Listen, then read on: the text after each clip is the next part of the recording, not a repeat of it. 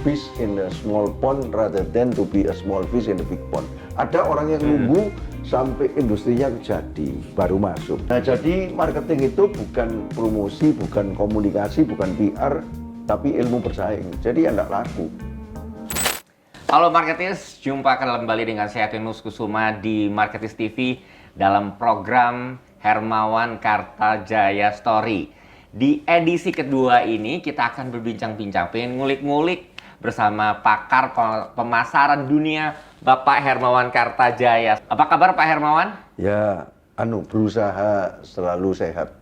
Sehat selalu Pak. 37 tahun diabetes, asma sejak kecil, darah tinggi, jadi ya berusaha mati-matian pakai masker, pakai ini katanya ini bisa mengusir virus 100 meter sampai 500 meter. Berusaha aja. Baik. Oke, jangan lupa untuk like, komen, dan subscribe Marketis TV. Kalau misalnya para marketers pengen bertanya-tanya untuk episode selanjutnya, silakan saja tulis di kolom komen pertanyaan untuk Pak Hermawan Kartajaya atau Pak HK. Di episode berikutnya saya akan bacakan, saya akan tanyakan langsung ke beliau. Ya. Inilah HK Story.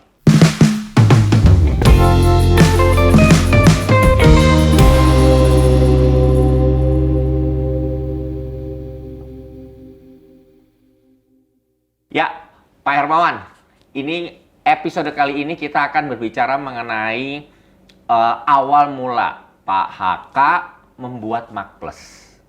Mendirikan Marketplace pada tahun 1990, Pak.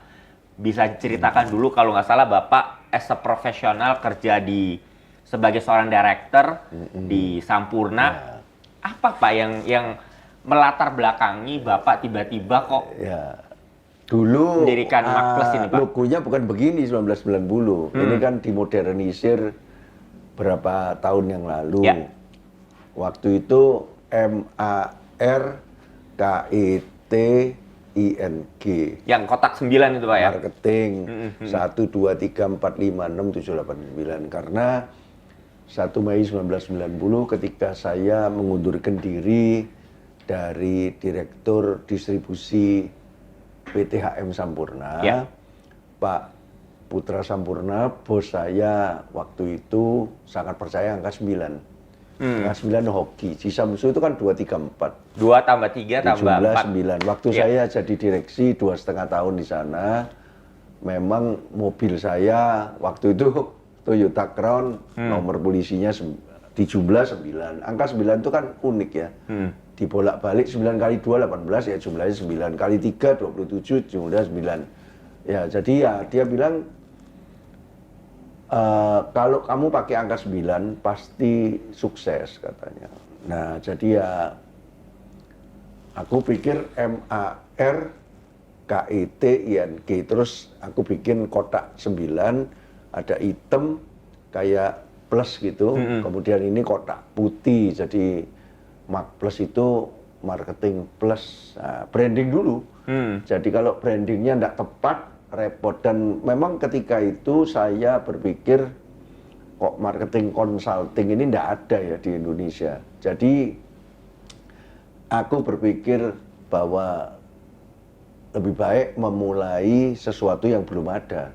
Walaupun kolamnya kecil. It's better to be a big fish in a small pond rather than to be a small fish in a big pond. Ada orang yang nunggu sampai industrinya jadi baru masuk. Kolamnya jadi dulu. Aman, tapi untuk bikin brand image-nya akan susah. Kalau kita brand image jadi dulu tapi tidak ada yang beli 1990. Tapi kan susah Pak untuk mengeduket pasar pada saat itu Pak. Karena 1990 Pak Harto masih sangat kuat, kan 98 baru berakhir ya. Jadi ya praktis persaingan itu regulated, diatur semua. Ya.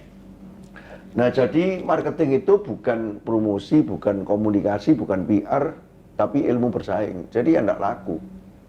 Tapi saya yakin ketika saya mempelajari marketing secara sendiri di Fakultas Ekonomi Surabaya, karena kan 65 sampai 85 aku jadi guru, 15 tahun terakhir di SMA Katolik Saint Louis Surabaya, dan 5 tahun terakhir dari 80-85 itu ketahuan pemerintah bahwa saya enggak lulus ITS toh. Pak boleh tahu Pak waktu itu jadi guru apa Pak? 70 matematika fisika. Jadi ya memang waktu itu diusut kalau mau jadi guru terus mesti punya S1 paling enggak perlu IKIP. Jadi dan Bapak belum S1 pada waktu itu? Enggak lulus kan, 65 sampai 70 sekolah ITS Fakultas Teknik Elektro, karena papa saya bilang orang paling pinter itu ya mesti masuk ITS Surabaya kan. Iya. Dan dia tetap menganggap bahwa sekolah teknologi itu diperlukan daripada kedokteran ya. Waktu itu yang top itu kedokteran Erlangga, tapi aku milih Fakultas Teknik Elektro walaupun diterima di Erlangga Fakultas Ekonomi. Pada waktu itu? Kedokteran memang rasanya aku enggak daftar ya. Enggak tahu daftar, enggak diterima atau enggak daftar lupa. Tapi akhirnya... Jadi Bapak keterima dua-duanya nih Pak, di UNER keterima, ekonomi, di ITS juga? Ya, tapi dimasukin Fakultas Teknik Elektro karena gagal. Kenapa Pak? Papa saya bilang, papa saya kan enggak sekolah ya. Kita tinggal di kampung di Surabaya, Kapasari Gang 5 nomor 1, miskin sekali. Karena itu sampai sekarang saya kumpul sama orang-orang kampung biasa aja. Tetangga saya kan mayoritas Muslim. Karena itu sampai sekarang aku sering disebut Ketua NU Cabang Katolik. Katanya dari Gus Dur ke Pak Said Agil selalu bilang, aku ini penggemar Nabi Muhammad. Karena saya biasa aja. Nah, tapi Bapak saya bilang, kamu tetap minoritas, kamu itu keturunan ke-7. Jadi kamu minoritas itu harus pinter katanya. Kalau enggak gitu ya work harder, work smarter. Jadi akhirnya ya masuk di ITS itu karena menurut papa saya kalau dia lihat insinyur itu orang paling pinter sak dunia. Nek dokter sekolah apalan katanya. Maaf loh untuk dokter-dokter yang pahlawan pada saat ini papa saya kan enggak ngerti gitu ya. Jadi akhirnya masuklah ITS, tapi waktu itu kan satu enggak seneng, kedua ya memang dosennya banyak yang tidak ada. Zaman dulu itu kan kalau dosen itu kan gagal kalau tidak ngelulusin orang ya. Jadi kenapa mesti dipermudah, kalau dipersulit bisa ya. Jadi susah. Jadi teman-temanku yang paling pinter pun lulus ITS itu 9 tahun aku masih ingat. Jadi ya yang paling pintar lulus 9 tahun. Nggak betah. Jadi aku sambil ngajar jadi guru mulai 65 kan jadi guru, nggak punya duit. Nah, guru SMP 5 tahun, Tarunan Nusa Harapan, yang akhirnya jadi sarjana bakti 15 tahun di Saint Louis. Tapi kan ketahuan 5 tahun terakhir dari ngajar, akhirnya murid saya yang daftarin Fakultas Ekonomi Universitas Surabaya. Di Ubaya pada saat iya, itu. jadi saya nggak tahu juga Ubaya di mana. Ini lumayan sudah diakui katanya, sebentar lagi disamakan. Itu kan terdaftar, diakui, disamakan. Akhirnya ya karena sambil ngajar, sambil memberi les, nggak cukup toh bayarannya, nggak sempet kuliah lah. Tapi kan kuliah bareng murid-murid, bekas murid yang ngajar. Jadi aku pinjem tak fotokopi, tapi ya ujian lulus terus. Jadi tingkat 1, tingkat 2, tingkat 3. Waktu itu kan tingkat 3 tahun itu selalu nomor 1. Wow. Angkanya. Padahal nggak pernah masuk kuliah tuh. Nggak pernah masuk kuliah. Jangan dicontoh ini netizen. Nggak pernah masuk kuliah secara nggak semua kayak masuk, Pak ya. Masuk sekali-sekali, tapi dosennya ngecingan. Wah, ini orang tua ditanyain macam aku nggak masuk, tapi aku titip absen, hati-hati kalau nggak lulus aku. Pokoknya aku kan bisa. Nah, kemudian tingkat 4, tingkat 5 pernah hair 1 kali dan 2 kali. Ada yang nggak lulus berarti diulangi itu nggak dapat beasiswa. Yang 1, 2, 3 aku nggak bayar uang kuliah. Wow. Karena nomor 1 aturan Surabaya, Universitas Surabaya gitu. Akhirnya lulus 85, keluar dari guru, pamit baik-baik. Nah, kemudian kerja sama bekas my student Pak Kindarto Kohar, sekarang orangnya termasuk salah satu konglomerat di Indonesia, dan saya ditarik. Dia bilang gini, Coach Juhak, ini praktekkan dong ilmu Fakultas Ekonomi, kan yuk biasa ngajar, jadi perlu sebagai leader itu bisa, bla bla bla. Jadilah aku manajer dan GM PT Panggung Electric Industries 2,5 tahun. Kemudian ditarik lagi sama Pak Sunario Sampurna, dikenalkan Pak Putra Sampurna, bekas my student juga dikenalin bos, keluarga. Akhirnya saya masuk Sampurna. Oke. Dan karena bayarannya 2,5 kali sih. Jadi ya, Bapak dari panggung elektronik ke Sampurna termasuk 2,5. terpaksa pindah karena butuh duit ya. Iya, iya. Nah, tapi disitulah saya dapat pengalaman dari dua perusahaan ini luar biasa. Di panggung elektronik industri membentuk marketing, merubah sistem distribusi dari keagenan kemudian jadi cabang-cabang. Nah, karena itulah saya ditarik ke Sampurna, dan Pak Putra Sampurna waktu itu sudah kepingin ngeluarin email itu. Jadi kalau tidak dikuatin di agen repot. Kalau agen ini kan sudah tidak terlalu niat waktu itu kan orang sudah kaya semua, keturunan ketiga Pak. Akhirnya aku dengan pengetahuan di PT Panggung aku membuat situ. Jadi aku bikin semua cabang di Indonesia. Tidak tahu sih kalau Pak Putra mau keluar dengan email. Dan saya belajar dari Pak Kindarto Kohar soal bagaimana channel distribusi yang kuat dan mulai mengerti marketing se-Indonesia. Tapi belajar dari Pak Putra Sampurna lebih ke entrepreneurship. Jadi belajar marketing sama entrepreneurship. Jadi makanya komplit Pak ya. Jadi Pak Putra Sampurna itu berani ngambil risiko gitu. Termasuk ngirim ke Pasadena segala macam. Waktu itu kan drum band, saya juga berada di rombongan. Nanti kita akan ngobrol-ngobrol lebih detail untuk pengalaman Pak Haka ketika sesudah itu baru 1 Mei 1990, ya.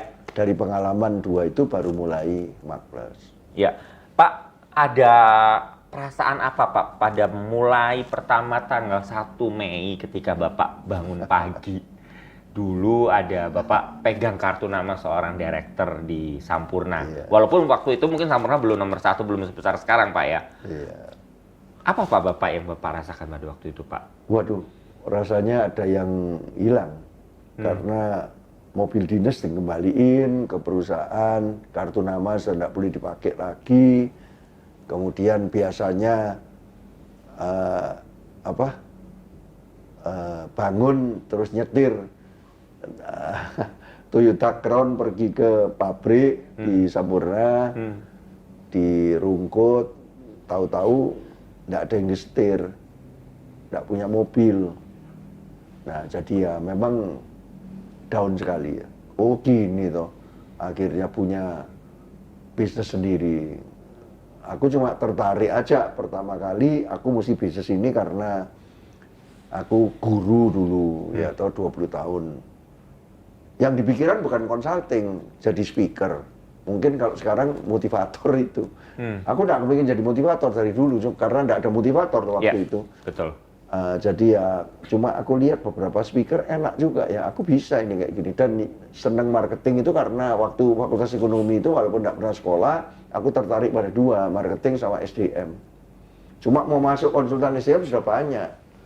Ya, jadi Bapak fokusnya senang sama orang lain. Kalau finance, accounting, operation itu kan pabrik apa-apa. Jadi ya akhirnya milih marketing dengan segala macam risiko. Aku tidak tahu juga kalau itu entrepreneurship itu sebetulnya kan mengambil risiko. Jadi ya akhirnya mulailah 1 Mei 1990 dan tidak laku ya. Kalau boleh tahu Pak, kantornya di mana Pak dulu Makples pertama kali berdiri dan berapa jumlah? Udah ada karyawan atau belum ini Pak, kalau boleh tahu? Oh, narik karyawan pertama aja bekas anak buah dari Sampurna aja nggak mau. Padahal anak itu sampai hari terakhir masih ngucapin terima kasih, nanti saya dukung terus besoknya tak telepon, kamu mau ikut saya enggak? Jadi enggak punya pegawai ya, enggak punya. Berarti Bapak sendirian awal pertama kan? Sendirian. Wow. Tapi sampai akhirnya ketemu Pak Anang yang sudah profesional di perusahaan besar di Indonesia. Kemudian aku diajak dikasih kantor satu di sekarang Delta Plaza di Surabaya itu, karena ada proyek jembatan Surabaya Madura itu. Belum apa-apa waktu itu kan keluarga Pak Surya Jaya, dia dipercaya di situ.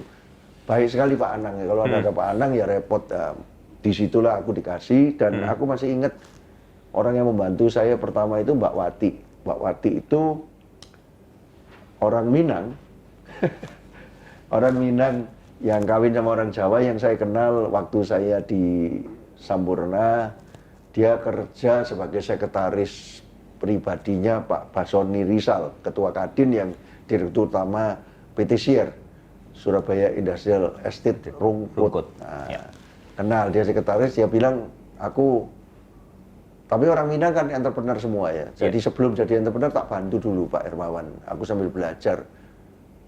Nah, dia kemudian bantu saya, berdua di dalam ruangan Delta Plaza itu, tapi dialah yang pertama kali memberi semangat saya, membantu saya, gila. Saya terharu kalau inget-inget sekarang Mbak Wati ini suaminya di BRI dan orang Minang ya, jadi ya buka restoran apa Minang, suka sering dikirimi masakan Padang aku. Jadi aku nggak bisa lupa. Nah, kemudian sudah mulai nunut gitu, wah ini kalau nggak punya kantor sendiri repot. Jadi kantor pertama Aditya Warman 70 Surabaya. Nah itu jadi aku tak lihat-lihat harus berani nih. Aku masih ingat punya uang 25 juta, tak sewain kantor 3 tahun dan kemudian juga tak beliin mobil Toyota Corolla baru. Nah, jadi gagal lah. Tadinya kan nggak mau keluar uang sama sekali. Akhirnya tak pikir-pikir nggak bisa ini. Kalau nunut nggak bisa ini. Mesti eksisa.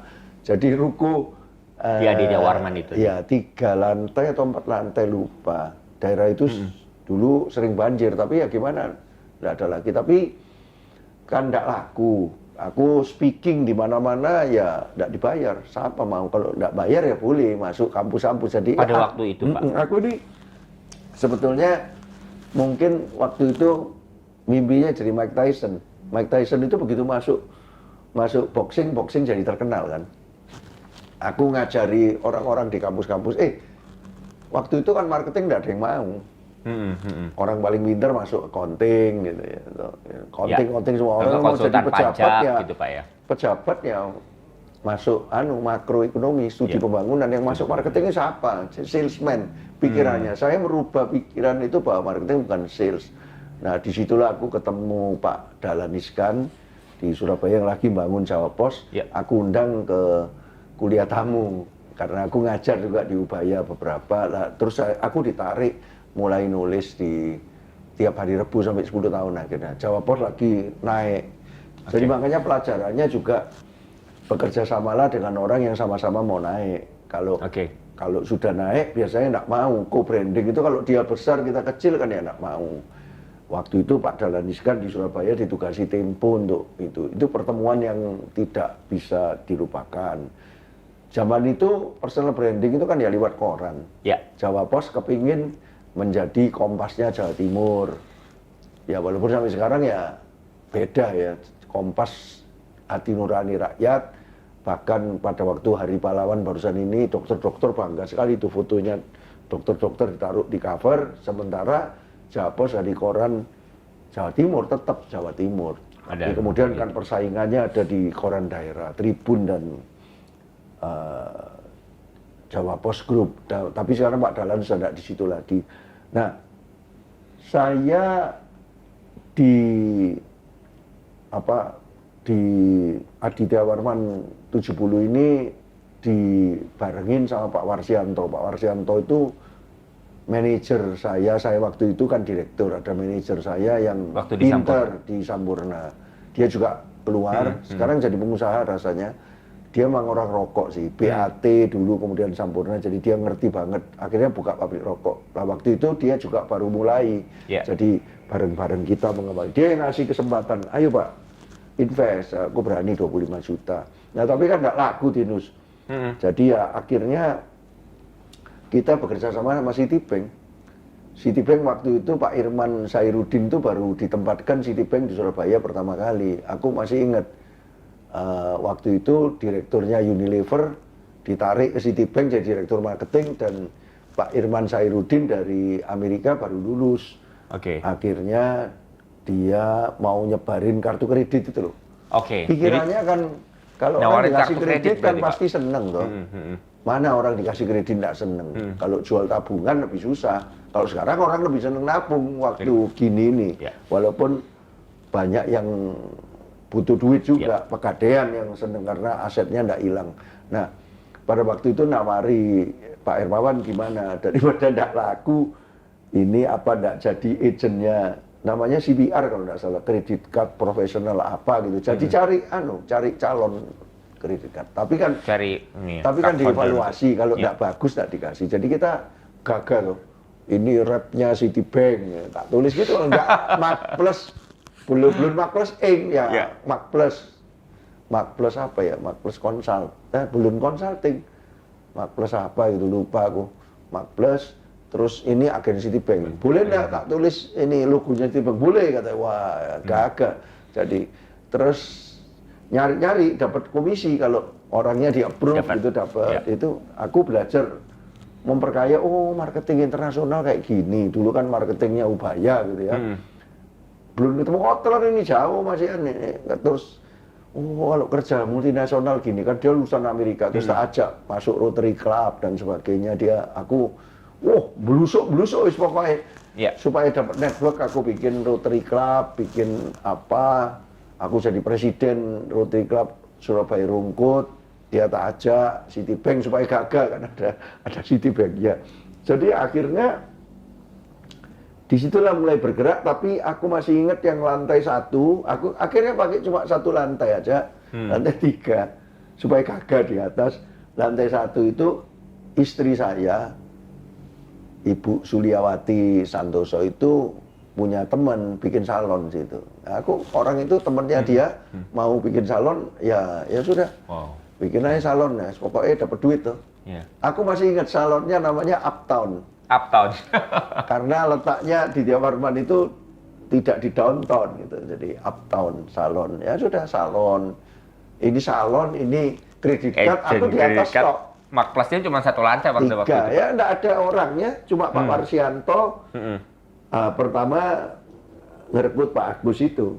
Jadi Agus itu termasuk orang-orang pertama. Terus ya itulah kisah pertama kali Mark Plus didirikan dan berjuang mulai dari Surabaya. Oke, Pak, ini kan banyak sekali anak-anak milenial Gen Z yang sekarang pengennya setelah lulus kuliah langsung pengen jadi entrepreneur. Tapi Pak Haka kan jadi profesional dulu baru entrepreneur. Ada nggak Pak pesan-pesan buat para milenial? Jadi entrepreneur itu nggak gampang. Makanya kalau di Mark Plus sekarang kan semua profesional disuruh berjiwa entrepreneur, nggak disuruh jadi entrepreneur langsung. Beberapa kan cukup lumayan ya, Liwei dari China yang datang sini sekarang lumayan. Ya, tapi beberapa gagal juga. Nggak apa-apa.